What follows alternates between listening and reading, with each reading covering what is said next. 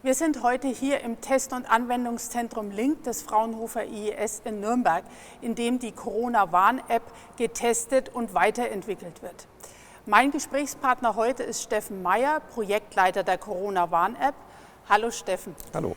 Steffen, was ist deine konkrete Rolle im Konsortium der Corona-Warn-App? Ich koordiniere die Arbeiten von Fraunhofer rund um die Tests der Corona-Warn-App. Wir arbeiten an der Schnittstelle zwischen Messwerten und Risikoschätzung.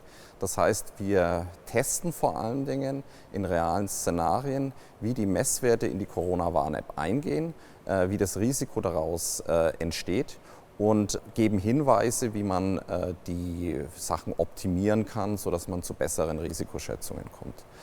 Meine eigene Rolle im Projekt ist im Grunde eine koordinative, das heißt, ich koordiniere Arbeiten und ich kommuniziere Ergebnisse mit dem restlichen Projektteam.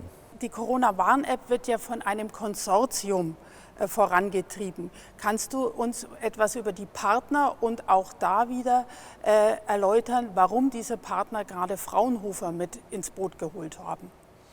Ja, das Konsortium besteht aus SAP und T-Systems, die Corona-Warn-App umsetzen, die Implementierung haben. Dann ist natürlich das Robert-Koch-Institut als Expertisenpartner für die epidemiologische Sicht mit im Boot.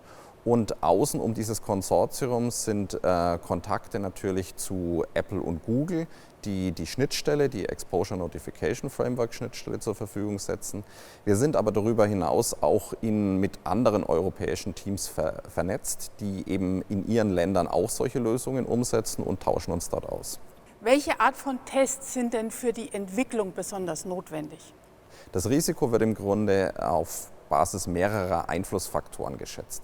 Zwei wichtige davon sind die Dauer und die Nähe des Kontaktes. Und diese können wir in Tests nachstellen. Wir haben dafür zusammen mit dem Robert-Koch-Institut etliche praxisrelevante Szenarien definiert. Und diese Szenarien, in denen haben wir Tests ausgearbeitet. Im Grunde Tests, die mit Probanden durchgeführt werden, wo reale Szenarien nachgestellt werden, aber auch Tests, die automatisiert vorgehen können in unserer Testhalle hier in Nürnberg. Wie müsste sich der Zuhörer oder der Zuschauer denn so einen Test ganz exemplarisch vorstellen?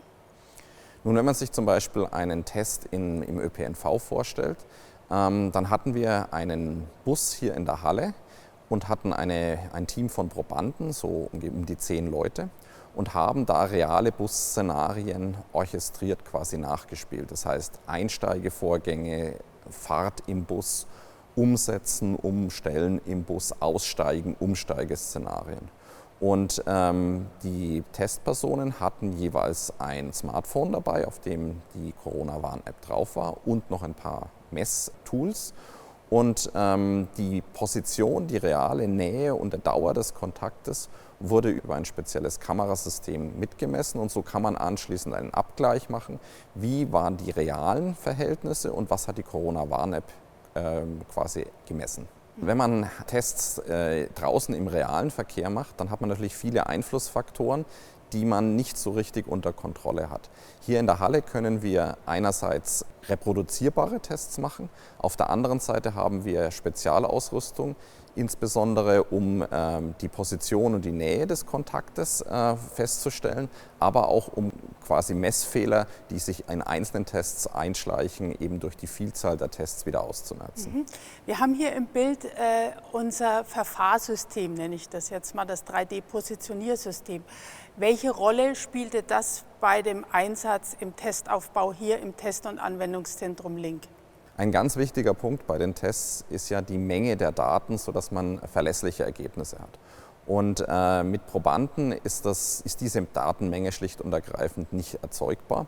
Deswegen haben wir dieses Verfahrsystem genutzt, das einen Body-Double sozusagen dran hat. Das heißt, das ist eine Figur, die von der Funkausbreitungstechnisch wie ein richtiger Mensch agiert.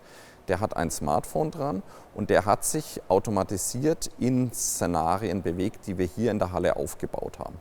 Das sind ganz verschiedene Szenarien. Das ist beispielsweise ein Restaurant, das ist aber auch eine Smalltalk-Szene, das ist ein Messebesuch, das ist eine Schule, ganz verschiedene Szenarien. Und dieser Kran mit dem Body Dummy dran hat sich dann bewegt und dabei sind Messwerte automatisiert aufgezeichnet worden.